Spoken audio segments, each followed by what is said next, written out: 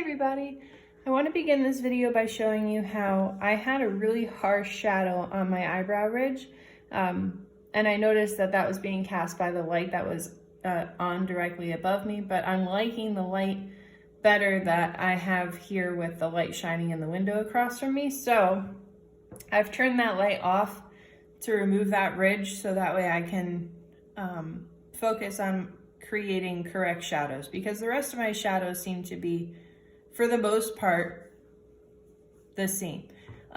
There was a harsher shadow underneath my lip. It's making my bottom lip look a little bit puffy, so I'm going to be removing some of the shadow down there as well, so that way that could be a slightly lighter area. I also want to show you, before you begin drawing your hair, that sometimes along the way things may have shifted. Hopefully not, but if you were adjusting your chin, you want to take a moment and line up your pencil with your center of your eyes, squeeze it at the bottom of your nose, and then when you plop it down on the bottom, you can see that you're making that area below your nose even with the area above your nose. Okay, so these should be two equal areas. If you are finding that one area is bigger than the other, you want to make sure that they are even, and then measuring from the center of your eyes to the bottom of your chin, you're then going to squeeze your pencil just like I did there, and then raise up your pencil to make sure that your skull, the top of your head, is really where it's supposed to be. So I think this could be just a little bit higher up.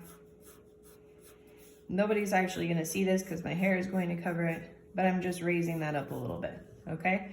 Now, since that is complete, and it's going to be even higher when I add my hair because my hair is puffy and not smushed down on my head with gel. Now I need to create a line that's halfway from my eyes to the top of the head, all right? And this is going to be for the forehead. Now, I don't believe that anybody's hairline is completely straight across.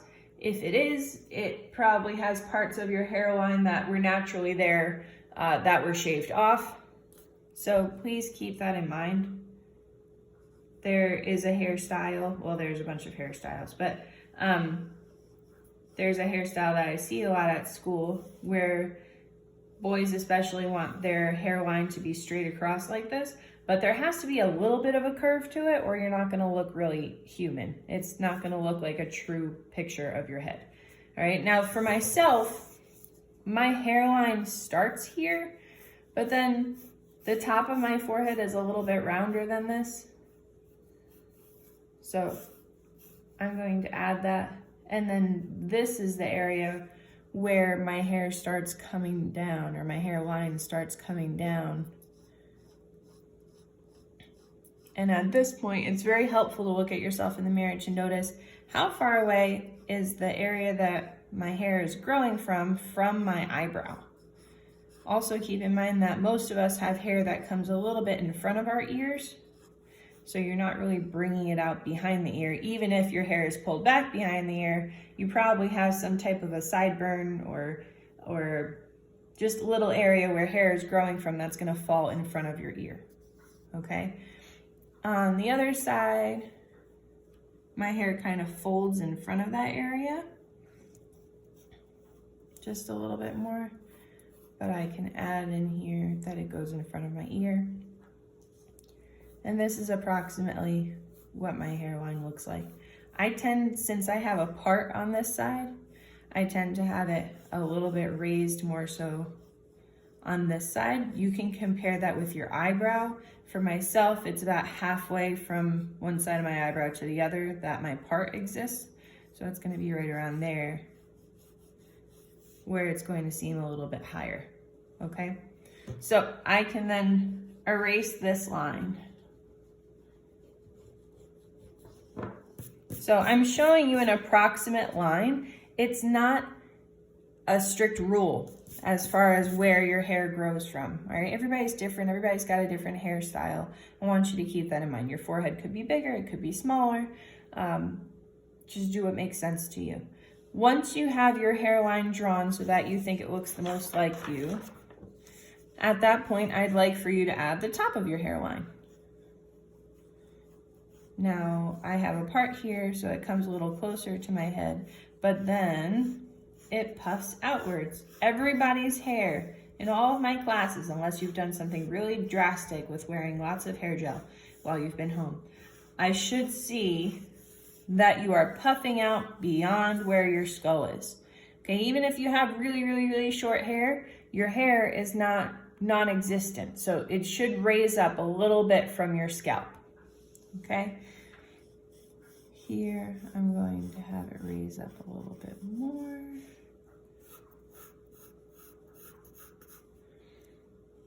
I'm just looking at the way that my hair is falling. Going to come down, poof out where my ear is. Does a little flippy-do near my shoulder. And then I did draw my curve for my shirt, but I'm going to overlap that with where my hair is. So I do want you to start out with your neck and your shoulders. You should have already done that. But now you can make your hair fall in front of it where necessary. All right, now if you don't have short hair, you don't have to worry about this. What I want to point out is that most of the time when you have somebody who's new to drawing, they think that hair, if this is our egg shape, hair looks like this. This is what a lot of your portraits look like in September. But this is going to make you look like Mr. Filch from Harry Potter, and that's not what we want. What we want is to see pieces of hair. Okay, so when you are focusing on your hair, if your hair is on the longer side, even if it, even if you have a shorter haircut that's just up here, but you have strands of hair that are say 3 to 5 inches or something like that, you should see pieces of hair and pieces of light versus dark. All right, so I want you to notice that when you're watching the time-lapse video I'm going to make next. So that way when you're shading that, you can see that you're not just making random scraggly, scribbly lines. Even down here, I see that there's a little curve popping out from the rest of my hair. I see that there's another one here.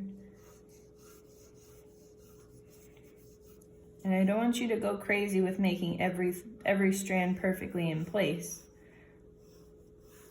but focusing on your hair as pieces of hair, like a bunch of strands that go together in the same direction, will make your hair will make your hair look more realistic. All right. So this is going to be the basis of my hairdo.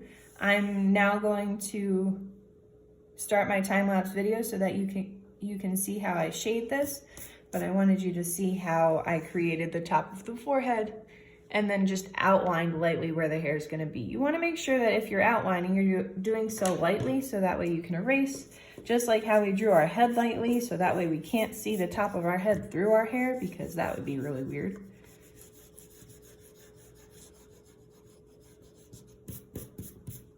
Okay, you also don't want to make these lines super harsh, because you're probably going to have hair that's going in a different direction. For instance, the line that I have here isn't a consistent line of one piece of hair. My hair here actually goes up this way and falls over. All right, so I'll be showing you that with my drawing, that this is where a lot of the hair pieces grow from, and that they're not just coming straight across. Okay.